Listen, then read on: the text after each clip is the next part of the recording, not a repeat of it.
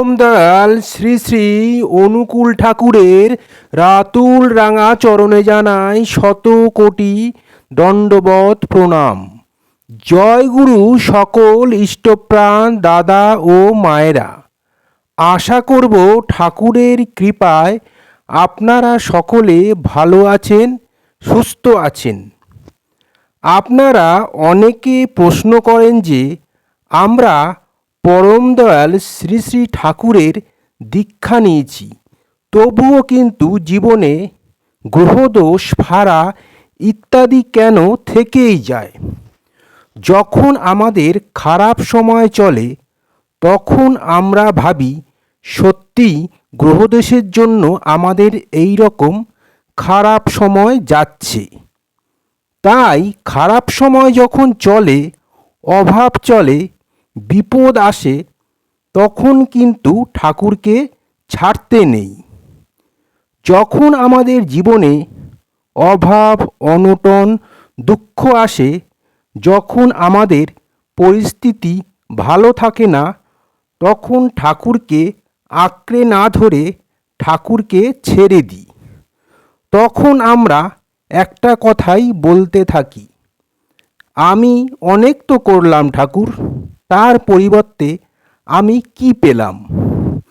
কিন্তু আসল যে কথাটা ঠাকুরকে বলতে হবে সেটা হলো, ঠাকুর আমি তোমাকে ধরেছি তোমাকে পাবার জন্য, অন্য কিছু পাওয়ার জন্য তোমাকে ধরিনি। আমার সারা জীবনের লোভ হলো তোমাকে পাওয়া। ঠাকুর তুমি সারা জীবন আমারই থেকো, তার কাছে সংযুক্ত হওয়া উচিত, তার কাজ করা উচিত। ঠাকুরের কাজ না করলে জীবনটা বৃথা। অনেক তো কাজ করলাম, অনেক তো টাকা রোজগার করলাম, অনেকজনকে ভালোবাসলাম, কিন্তু কোথাও এমন সুখ পেলাম না যেটা তোমাকে ভালোবেসে পেলাম। জীবনে যেটুকু সুখ পেয়েছি, যেটুকু শান্তি পেয়েছি, সেই সুখ শান্তি আমি কোথাও পাইনি।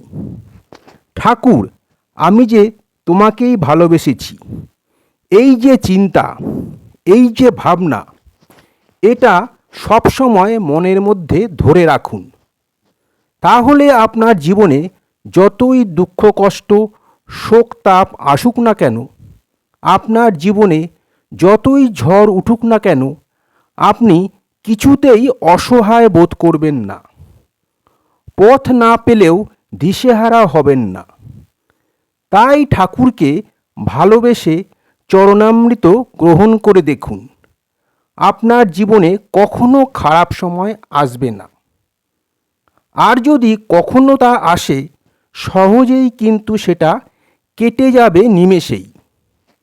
কেউ কিন্তু আপনার কোনোরূপ ক্ষতি করতে পারবে না। একবার এক দাদা ঠাকুরকে নিবেদন করছেন যে, ঠাকুর খুব ভয় হয় আমার, কেউ যদি আমার কোনো ক্ষতি করে দেয়। প্রায় অসুস্থ হয়ে যান তিনি। তাই শুনে ঠাকুর বললেন, তুমি একটা কাজ করো, তুমি তো ঠাকুরের নাম নিয়েছ, সকালবেলায় উঠে একটু চরণামৃত গ্রহণ করো। আরও একবার এক দাদা ঠাকুরকে বললেন, খারাপ সময় চলছে, গ্রহদোষ চলছে, এরকম অনেক কথা বললেন। এই সম্পর্কে ঠাকুরের একটাই আশীর্বাদ, ঠাকুরের চরণামৃত খাওয়া। রোজ ব্রহ্ম মুহূর্তে ঘুম থেকে উঠে পূর্ণ শ্রদ্ধা ভরে, ভক্তি ভরে ইষ্টভৃতি পালন করুন। তবে বেলা করে ইষ্টভৃতি করলে সেই ইষ্টভৃতির কোনো দাম থাকে না এবং ঠাকুরও তা কিন্তু গ্রহণ করেন না। যেমন প্রত্যেকটি কাজ করার যথাযথ সময় আসে, ঠিক ইষ্টভৃতি করারও যথাযথ সময় আছে। পরম দয়াল শ্রী শ্রী ঠাকুরের দীক্ষা নিলে এই তিনটে নিয়ম অবশ্যই কিন্তু পালন করতে হবে। প্রতিদিন ব্রহ্ম মুহূর্তে ঘুম থেকে উঠে ইষ্টভৃতি পালন করা, নিয়মিত ঠাকুরের কথা বলা ও 3 নম্বর কাজটি হলো 2 বেলায় নির্ধারিত সময়ে প্রার্থনা করা।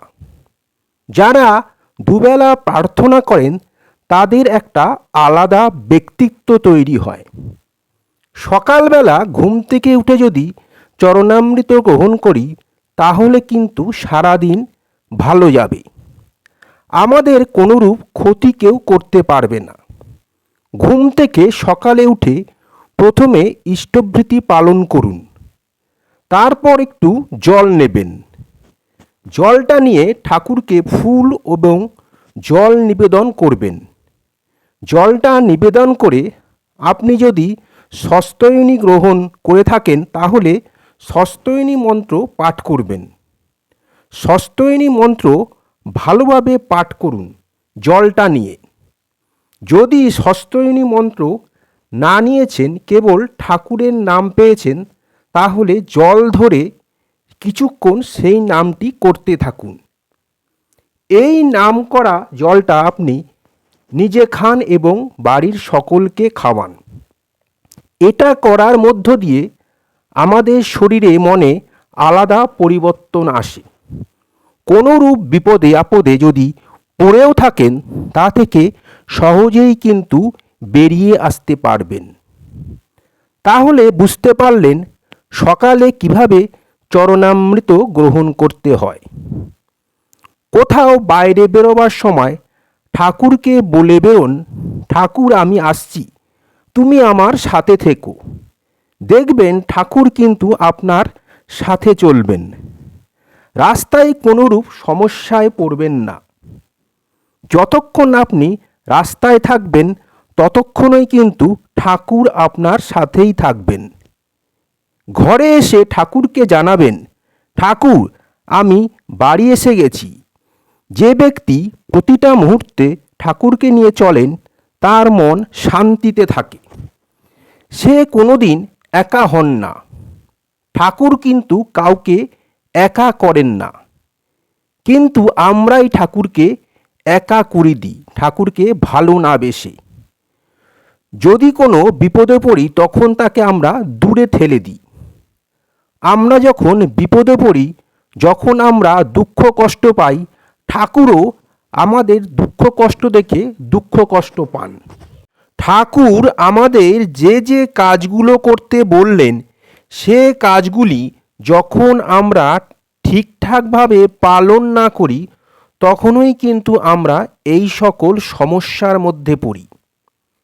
এই যে চরণামৃতের কথা বললাম, এই চরণামৃত গ্রহণ করলে গ্রহদোষ ভাড়া এগুলো সব সহজেই কিন্তু কেটে যাবে।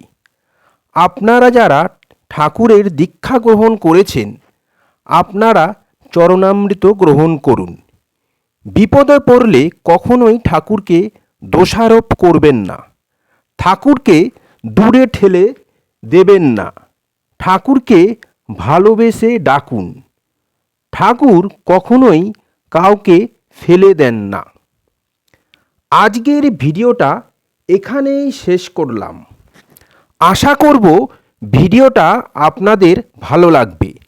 ভিডিওটা ভালো লাগলে লাইক করবেন, বেশি বেশি করে শেয়ার করবেন যাতে আরও অনেকেই উপকৃত হন। আমার চ্যানেলটা সাবস্ক্রাইব করবেন এবং আমার পাশে থাকবেন। এরকম আরও অনেক অজানা ঠাকুরের তথ্য নিয়ে যাতে হাজির হতে পারি। সবাই ভালো থাকবেন, সুস্থ থাকবেন, আনন্দে থাকবেন। ঠাকুরের কাছে এই প্রার্থনা করি, ঠাকুর সর্বদাই আপনাদের যেন ভালো রাখে। কালকে আবার অন্য ভিডিও নিয়ে হাজির হব। জয় গুরু, বন্দে পুরুষোত্তমম।